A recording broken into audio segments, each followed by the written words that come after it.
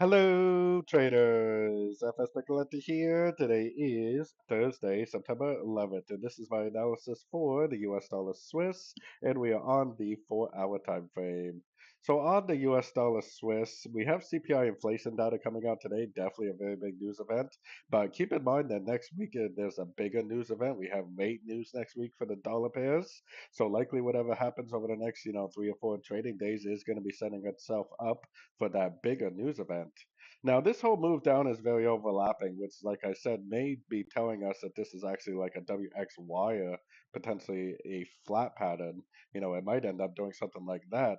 The problem with that analysis is that the trend is definitely down. I mean, this is lower high, lower high, lower high, lower high. This could make a lower high at the news and just continue the downtrend. The trend is definitely down on the very high time frames, and for me, I always prefer to trade with the high time frame trend.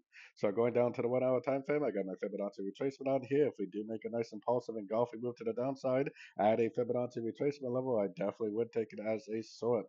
Just keep in mind my higher 4 hour time frame analysis may have us going bullish. So if it just pushes down and spikes back up, it could actually end up just continuing the uptrend, doing a little bit of a liquidity grab to the downside before it continues up. Either way, definitely be careful at the news. A lot of people lose a lot of money trading these big news events. So anyways, don't forget to check out my website linked over here in the corner. And as always, thank you for watching and happy trading.